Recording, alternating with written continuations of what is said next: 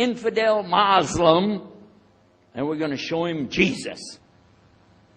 And this is a true story, by the way. So I got up that morning on Sunday, and I was thinking, man, you know. We went to church. Strangely enough, the preacher was preaching out of the Old Testament about salvation coming at the time of David, which really puzzled me, because according to Christianity, it's coming through Jesus. And it really, that opened the door for me, but that comes up later in the story. Why was he saying there's salvation before Jesus? That's interesting. Now, when I get there to my father's store, I'm looking around, you know.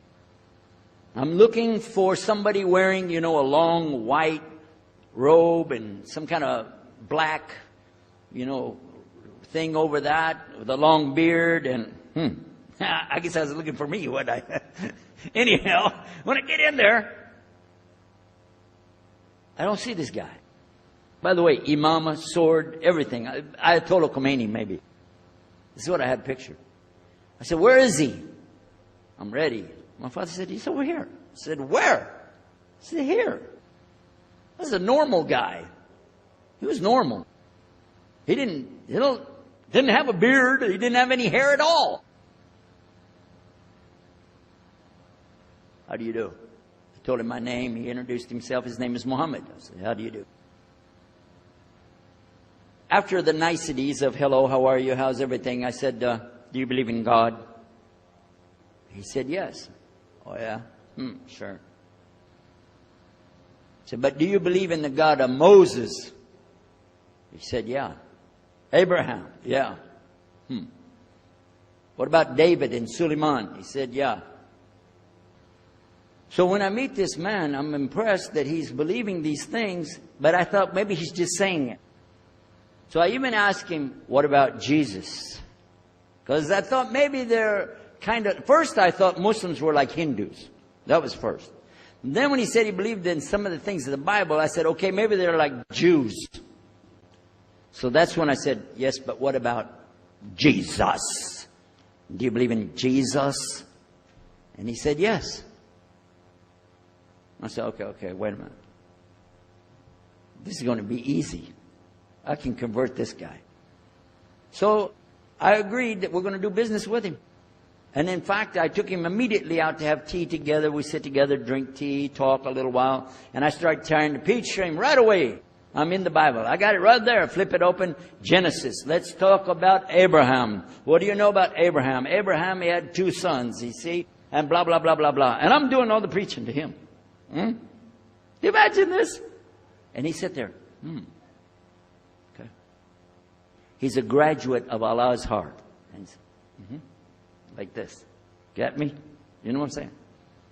Well, it happened that during Ramadan, some of his friends that he was staying with, they had to move their apartment around or something, and he was going to go stay in the masjid for itikaf in Ramadan. It's normal.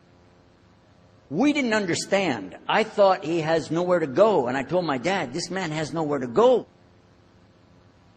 And my dad said, no, he's got money. I said, no, he doesn't. Daddy, I'm telling you, he has no place to go. I heard him say he's going to go live in the mosque to a Christian. If you're going to live in the church, ooh, that's the worst. So I said, let me offer that he can stay at our place. And my dad said, no, you don't do that. That's not right. I said, no, I'm going to offer it to him. I went to him and I said, how would you like to come stay at our place? He said, no, I want to go and stay there. I want to stay in the mosque and something good. I said, oh man, look at this poor man. Oh my God. He doesn't know, you know. Poor soul. Please come and stay in our house. And he said, no, I can't.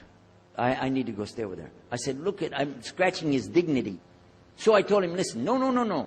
I want you to come and you can pay. You can pay money and stay with us. He said, how much? I said, $15 a week.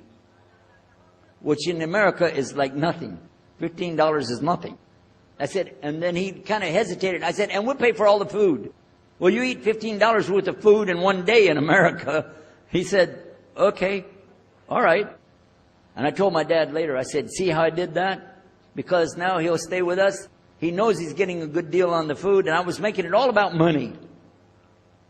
Well, I didn't know he wanted to come and stay with us. He wanted to learn about how are Americans and how is the dawah going to be. What do we believe? Especially people who are preaching.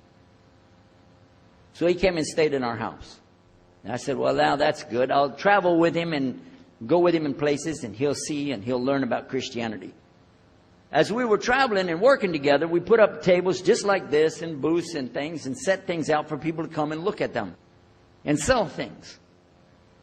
And I caught him one time. When somebody wanted to take something from the front, he took it from the back and gave it to him. And I looked at him. And the next time somebody started to take something, he took from the back and gave it to him. I said, hey, Muhammad, we take the stuff from the front because that's the old stuff. The new stuff in the back, just hold it back. You know what I'm saying? This is dated material. Get rid of the junk first. He said, no, I can't. In my religion, we can't sell something unless we give the people the best. I said, got me on that one. And I'm supposed to be telling him about a better deal. I said, okay, yeah, whatever. You're never going to make any money, though. But that's all right. Over a period of time, I came to learn a lot of things. Also about being humble.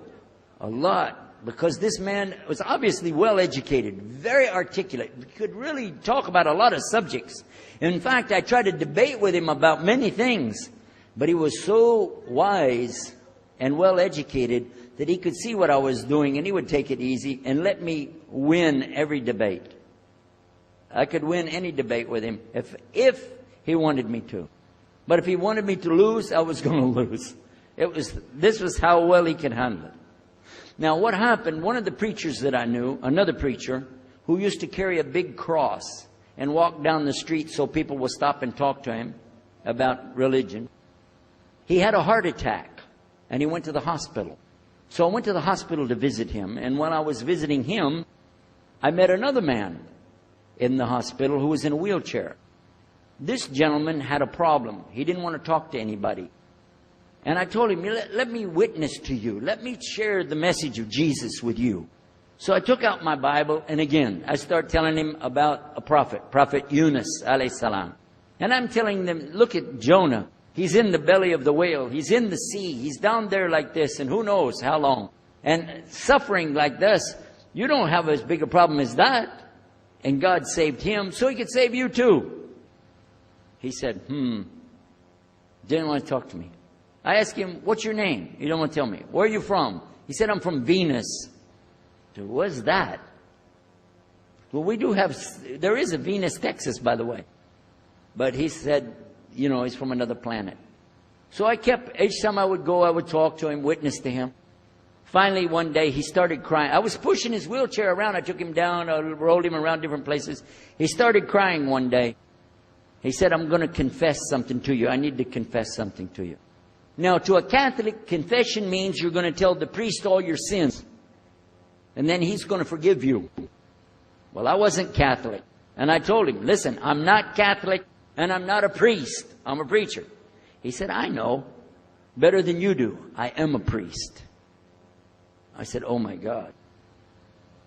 أفمن شرح الله صدره للإسلام فهو على نور من ربه فويل للقاسية قلوبهم